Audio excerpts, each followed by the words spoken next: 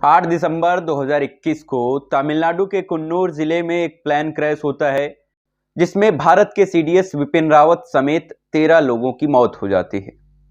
यह घटना 8 दिसंबर को घटित होती है। फिर आप कहोगे कि अभी तक तो मुझे सारी चीजें पता हैं, फिर आज आप क्यों बता रहे हो? आज इसलिए बता रहा हूं आपको क्योंकि आज 14 दिसंबर हो गई, यानी कि 8 दिसंबर से 14 दिसंबर के बीच पूरे 6 दिन का गैप हो गया। 6 दिन में अभी संवेदनाओं के अलावा अगर देखा जाए तो कुछ भी सामने नहीं आया।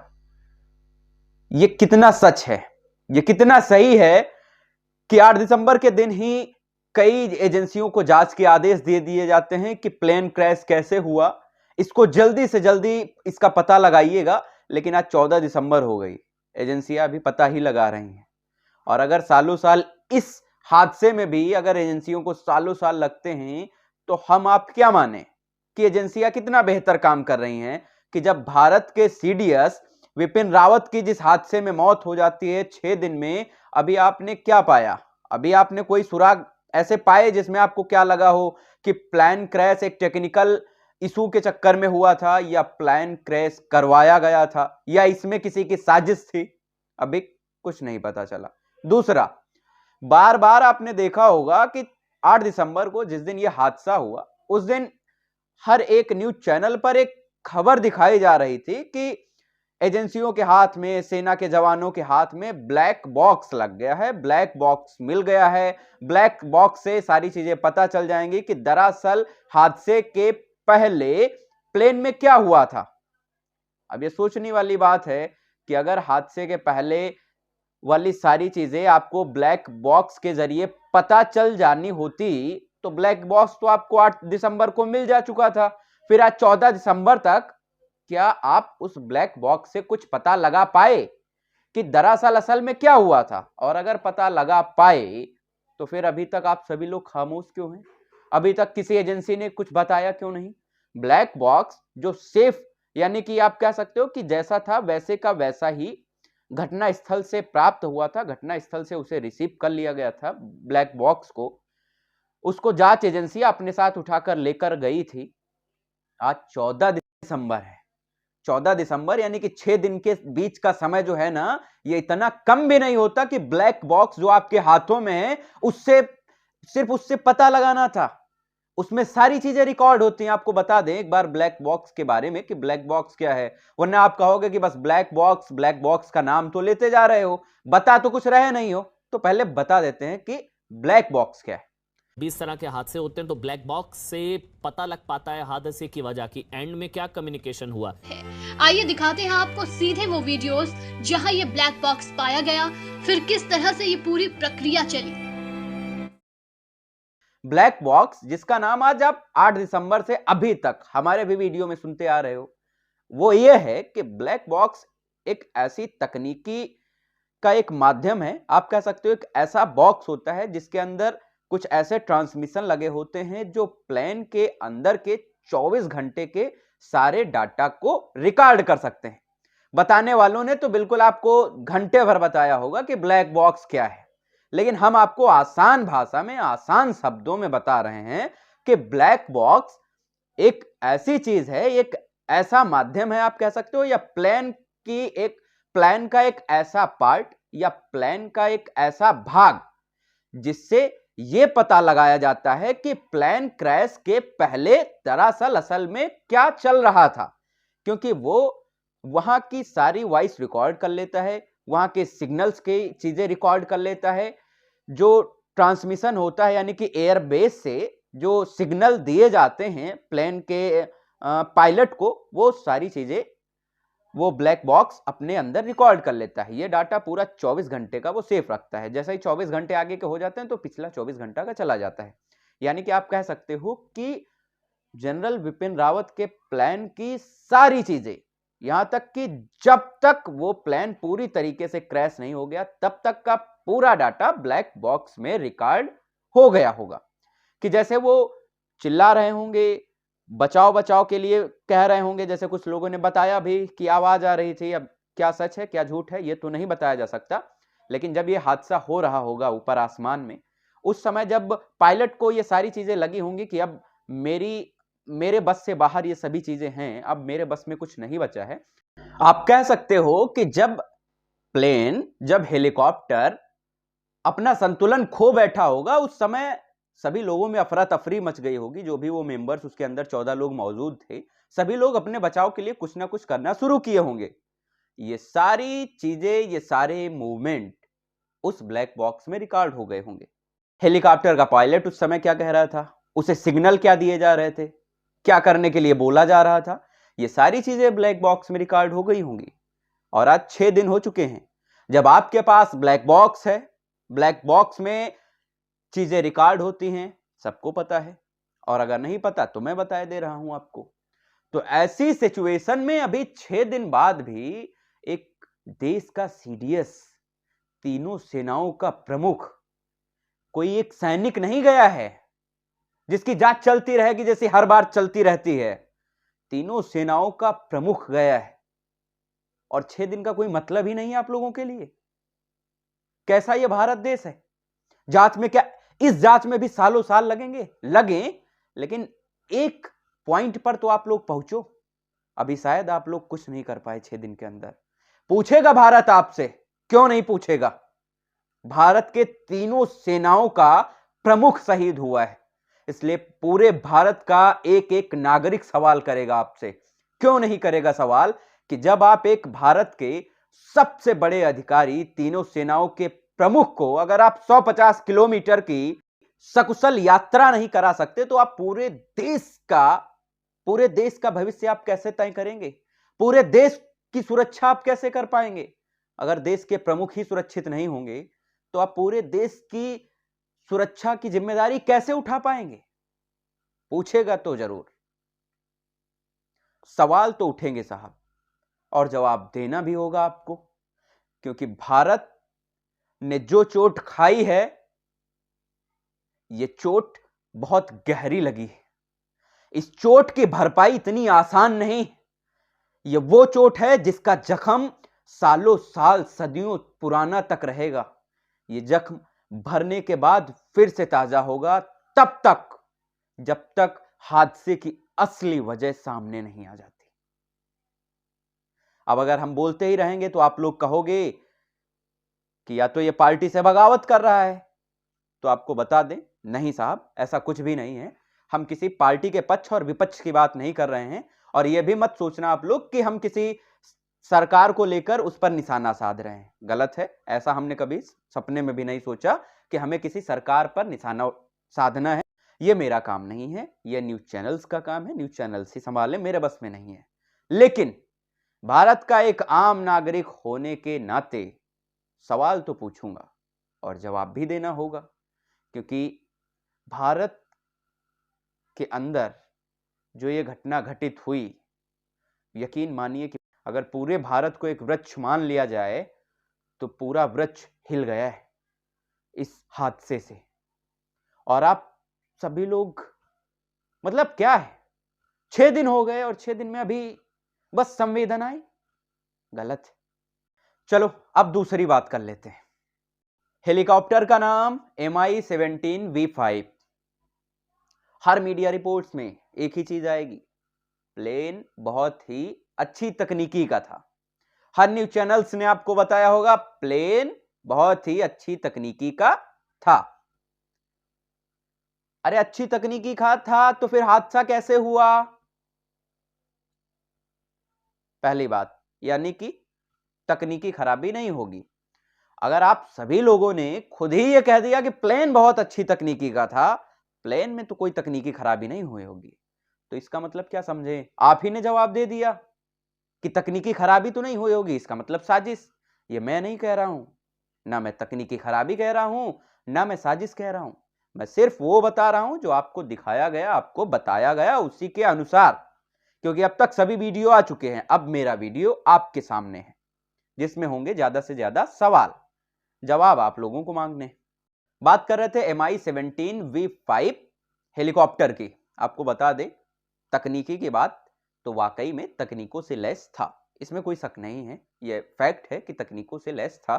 और यह वो हेलीकॉप्टर था जिससे भारत के PM नरेंद्र मोदी भी यात्रा के दौरान जो है इस हेलीकॉप्टर को यूज करते थे।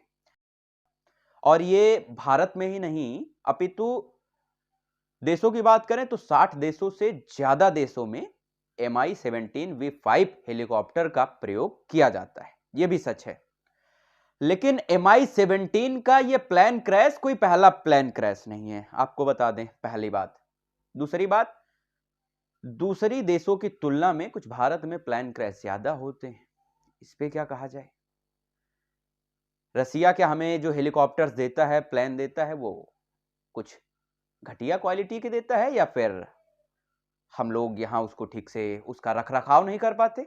एक चीज तो होगी, या तो रसिया ने हमें ठीक क्वालिटी नहीं दी या तो हम उसका ठीक से रखरखाव नहीं रख पाए। ठीक से रखरखाव का मतलब, हम आप एक गाड़ी खरीदते हैं, अगर गाड़ी 2-4-10 साल पुरानी हो जाती है तो मेरे मन में, आपके मन में एक सवाल आने लगता है, यार अब गाड़ी बदल देनी चाहिए, गाड़ी बदल देनी चाहिए। जैसे ही गाड़ी में थोड़ी बहुत तकनीकी खराबियां आपको दिखने लगती हैं, आपके जहन में एक मन में सवाल उठता है कि अब गाड़ी बदल देनी चाहिए, और आप क्या करते हो, गाड़ी बदल के एक दूसरी गाड़ी ले लेते हो। सेम यही चीज लागू होती है।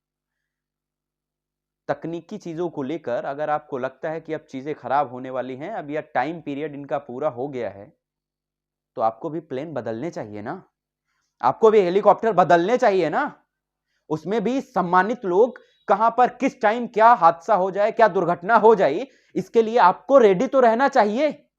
अगर कोई चीज ज्यादा पुरानी हो गई है तो उसको बदलना चाहिए कि नहीं, उसी से सारा काम चलता रहेगा। आपको बता दें, Mi-17V5 का जो हेलीकॉप्टर है, इसकी डील 2008 में हुई थी। आपको बता दें कि 2008 में 80 Mi-17V5 हेलीकॉप्टर्स की डील हुई थी। भारत ने 80 हेलीकॉप्टर की डील 2008 में की थी, तब से हेलीकॉप्टर चल रहे हैं। हेलीकॉप्टर्स की कीमत 6000 करोड़ इंडियन रुपए थी। 80 हेलीकॉप्टरों की कीमत उस समय 6000 करोड़ रुपए थी। यानी कि आप कह सकते हो कि भारतीय मुद्रा के 6000 करोड़ रुपए के 80 Mi-17 हेलीकॉप्टर खरीदे गए थे। 6000 करोड़ रुपए कोई छोटी करेंसी, छोटी मुद्रा नहीं है। 6000 करोड़ रुपए मतलब 6000 करोड़। करोड़ का मतलब तो आप समझते होंगे, उसके पहले हजार लगाए फिर 6000। सारी चीजें तो यहां तक क्लियर होंगी आपको। अब जब इतने पैसों के, इतने एडवांस टेक्नोलॉजी के हेलीकॉप्टर्स मंगाए जाते हैं तो क्रैश कैसे कर जाते हैं, कैसे क्रैश कर जाते हैं? कुछ लोगों का कहना है कि वहां का मौसम ठीक नहीं था। मौसम ठीक नहीं था तो यह क्या कोई पहली बार है जब मौसम ठीक नहीं है? ऐसे में तो अगर मौसम ठीक ना हो तो ठंडक के महीने, लगभग 4-5-6 महीने ये जो ठंडक के गुजरेंगे, जिसमें कोहरे और बादल ज्यादा बनते हैं, तो क्या ये सारी चीजें आवागमन रोक दिया जाए प्लेन का, हेलीकॉप्टर्स का? अगर ये ऑप्शन है तो बताइए, रुकवा दीजिए फिर। और अगर ये नहीं है तो मौसम ठीक नहीं होने का क्या मतलब? आपको तैयारियां बेहतर करनी चाहिए ना। लेकिन क्यों करेंगे साहब? आपको तो ये सब चीजें तब दिखाई देती हैं जब चीजें हाथ से बाहर निकल जाती हैं। जब कोई बड़ा हादसा हो जाता है इस भारत देश में, तभी कोई चीजें सरकार को दिखाई देती हैं। सरकार कोई भी हो, सरकार आती है जाती है, लेकिन किसी हादसे से पहले किसी को कोई चीज नहीं दिखती। अब दिखी होंगी शायद कुछ चीजें, लेकिन क्या, हमने एक सीडीएस तो खो दिया ना। वो भी एक ऐसा सीडीएस जो पाकिस्तान और चीन के नाकों में चने चबवा दिए थे, चीन के छक्के छुड़ा दिए थे, पाकिस्तान के छक्के छुड़ा दिए थे। एक ऐसा सीडीएस खोया है हमने जिसने पाकिस्तान को और चीन को उसकी औकात बता दी थी।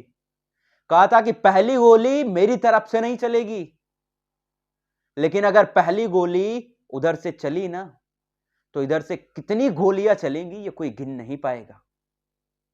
ये सीडीएस विपिन रावत के बोल थे। पाकिस्तान और चीन भौचक्का था जब से ये विपिन रावत जी सीडीएस की पोस्ट पर आए थे।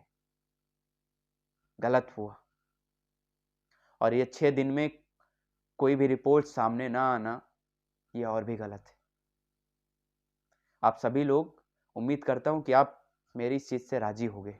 दूसरी बात, 17 के इंडिया में लगभग 6-7 हादसे पहले हो चुके हैं। 80 खरीदे गए थे, 6-7 हादसे हो गए। अभी ये जो हुआ ये सबसे बड़ा हादसा था। MI-17 का क्रैश रेशियो देखो तो लगभग आपको 6-7% मिलेगा, 7% के करीब में क्रैश रेशियो। 80 आए थे, अगर 7 उसमें से क्रैश कर गए, 6-7 क्रैश कर गए तो लगभग 6-7% का क्रैश रेशियो बन गया। और 6-7% का क्रैश रेशियो ये आपको कोई अच्छे इंडिकेट नहीं करता। ये 6-7% का क्रैश रेशियो कितना सही है कि कोई चीज अच्छी है? एडवांस टेक्नोलॉजी अगर इतना ही एडवांस टेक्नोलॉजी है तो 6% का क्लेम इतना एडवांस कि 80 प्लेन में से, 80 हेलीकॉप्टर्स में से 80 MI-17 में से 6-7 क्रैश कर जाएंगे। परसेंटेज निकाल के देखिएगा कितना क्लेम रेशियो आ रहा है। गलत नहीं बोल रहा हूं, वही बोल रहा हूं जो 8 दिसंबर 2021 से आज 14 दिसंबर 2021 तक सुना। रोक नहीं पाया अपने आप को और इसलिए आपको बताने चला आया। प्लेन उड़ रहा है, आवाज साफ साफ सुनाई दे रही है, उसके बाद अचानक से प्लेन कोहरे में यानी कि बादल में गायब हो जाता है। यह वीडियो आप सभी लोगों तक आया होगा, लेकिन आपने एक चीज नोटिस की, किसी भी चैनल ने इस वीडियो की पुष्टि नहीं की, लेकिन दिखाया सबने। यह कौन सी बात है? वीडियो चल रहा है, नीचे लिखा है यह चैनल इस वीडियो की पुष्टि नहीं करता है। अरे पुष्टि नहीं करते तो फिर क्यों दिखा रहे हो यार? क्या दिखाने की जरूरत है? अगर आपने इस चीज को नोटिस नहीं किया है तो आप YouTube पे जाकर देखिएगा। जितने बड़े, जितने सम्मानित चैनल्स हैं, मैं उनकी बात कर रहा हूं। अरे वीडियो दिखाने से पहले आपकी इतनी बड़ी टीम है, मैं चैनल्स की तरफ बोल रहा हूं, आपके पास इतनी बड़ी टीम है तो एक बार पुष्टि कर लेते, उसके बाद दिखाते। यार इतना बड़ा चैनल खोलने के बाद अगर आप कह रहे हो मैं इस वीडियो की पुष्टि नहीं करता, तो दिखाते क्यों हो भाई साहब? ऐसे तो एक आम नागरिक भी दिखा दे। तो आप में और उस आम नागरिक में क्या फर्क रह गया? इतनी बड़ी न्यूज एजेंसी होने का मतलब क्या रह गया? गलत है, समझना चाहिए आप सभी लोगों को। आप लोग ऐसा करो, अच्छा नहीं लगता। आप लोगों के पास एक अच्छी खासी बेहतर टीम है यार, तो उसको पहले उसकी पुष्टि करो ना। और अगर पुष्टि में लगता है कि चीजें सही हैं तो दिखाइएगा, और नहीं लगता है कि ये नहीं सही है तो फिर क्यों दिखा रहे हो आप? दिखाने का क्या मतलब है? आप सभी लोग यही सोच रहे होंगे कि बहुत ज्यादा बोल गए आज आप। ज्यादा नहीं बोला, क्या करें, तकलीफ होती। भारत का CDS विपिन रावत पहले CDS थे। अब इतिहास के किताबों में अब भारत के नागरिक यानी कि भारत में एक शिक्षा में जो भी होगा, सैन्य शासन, सैन्य व्यवस्था को लेकर किताबों में अब लिखा जाएगा। सीधे लिखा जाएगा कि सैन्य व्यवस्था में CDS का पद आया, और यह भी लिखा जाएगा हर बुक में कि पहले ही CDS की मृत्यु हुई थी एक प्लेन क्रैश हादसे में। ये हम लोग अभी नहीं सोच रहे हैं, लेकिन ये जो हादसा हुआ है ना, इसने हम लोगों को बहुत पीछे कर दिया, और इसकी तह तक जाना बहुत जरूरी है। हादसा है या कोई टेक्निकल इशू, मैं नहीं कहने वाला क्या है, क्योंकि मेरे पास कोई टीम नहीं है, ना तो मेरे पास कोई एजेंसी है जिसको मैं लगा के और मैं पता लगवाऊंगा। लेकिन सरकार के पास सारी चीजें हैं, कर सकता है, वो करना चाहिए। आपको एक चीज और बता दें, तमिलनाडु का कुन्नूर जहां पर ये हादसा हुआ, ये आपको बता दें LTTE का एक गढ़ है। LTTE के स्लीपर सेल्स यहां पर पाए जाते हैं, और LTTE वो संगठन है जिसने राजीव गांधी की हत्या की थी। राजीव गांधी की हत्या LTTE के संगठन ने ही करवाई थी। LTTE के ही संगठन ने वो सारा प्लान किया था और राजीव गांधी की हत्या करवाई थी। ये तमिलनाडु का कुन्नूर LTTE के स्लीपर्स का एक हब है, एक ऐसा गढ़ है कि आप कह सकते हो उस एरिया में LTTE के स्लीपर सेल्स मिलते हैं। तो कोई बड़ी बात नहीं है, क्योंकि इस भारत में देश के ही रोटी खा के और देश के ही साथ गद्दारी करने वालों की कमी नहीं है, सोचना चाहिए। दूसरी बात, आज के टाइम पे जब हैकिंग इतनी ज़्यादा एडवांस हो गई है तो ये भी कोई बड़ी बात नहीं है कि प्लेन के साथ क्या हुआ होगा। कई देशों ने हेलीकॉप्टर हैकिंग की टेस्टिंग कर ली है। ऐसे में आप कह सकते हो कि कोई भी हेलीकॉप्टर जो एडवांस फीचर्स से भी लैस है, अगर हैक होने की बात है तो हैक हो जाएगा। हालांकि किसी भी चीज़ की पुष्टि नहीं हुई है, बस ये मैं एक वो चीज़ें बता रहा हूँ जो सोशल मीडिया पर मैंने देखी है, वो चीज़ें बता रहा हूँ जो लोगों के मन में कुछ सवाल खड़े किए। एक और लेज़र प्रौद्योगिकी, जहाँ पर लेज़र का प्रयोग ठीक ठाक चीज़ों में किया जाता है, कुछ चीज़ें अच्छी बनाने के लिए, वहाँ पर ख़राब चीज़ों को बनाने के लिए लेज़र भी एक बड़ा मुद्दा हो सकता है प्लेन की स्थिति को, प्लेन के संतुलन को बिगाड़ने के लिए। कि मतलब आप कह सकते हो लेज़र प्रौद्योगिकी से भी, लेज़र से भी प्लेन के संतुलन को, हेलीकॉप्टर के संतुलन को बिगाड़ा जा सकता है। तो दो चार मुद्दे हैं जिन पर देश को सोचना चाहिए, देश की सरकार को सोचना चाहिए और जांच एजेंसियों को जल्दी से जल्दी सच का पता लगाना चाहिए। तो देखते रहिए हमारे साथ हमारा YouTube चैनल स्ट्रांग भारत मजबूत भारत। प्लेलिस्ट का नाम हमने रखा है सवाल तो होगा। इस प्लेलिस्ट में आपको ऐसे ही वीडियोस मिलेंगे जो सीधे सवाल कर रहे होंगे। ये हमारी आपकी आम बोलचाल भाषा में बनाए जाएंगे कि जहां पर आपको थोड़ा सा भी ये ना लगे कि अरे मैं कहीं थोड़ा सा अलग हूं क्या, मैं अलग तरीके से बातें कर रहा हूं। नहीं भाई साहब, जो कुछ भी होंगी बातें वो हमारे आपके बिल्कुल पास आकर, करीब आकर होंगी। तो इसी के साथ आपसे विदा लेता हूं, फिर मुलाकात होती है अगले वीडियो में। तब तक के लिए नमस्कार। एक चीज और कहना चाहूंगा, अपील है आप सभी लोगों से कि अगर अभी तक आपने हमारे चैनल को सब्सक्राइब नहीं किया है तो कृपया हमारे चैनल को सब्सक्राइब कर लें। पास में दिख रहे बेल आइकन को भी जरूर दबा दें ताकि हमारी वीडियो अपलोड होते ही आप तक पहुंच जाए सबसे पहले। जल्द ही हम कुछ सीरीज और शुरू करने वाले हैं। अगर आप लोगों का सपोर्ट रहा तो हम जल्द ही कुछ और नई चीजें आपके सामने लेकर आऊंगा। तब तक के लिए नमस्कार।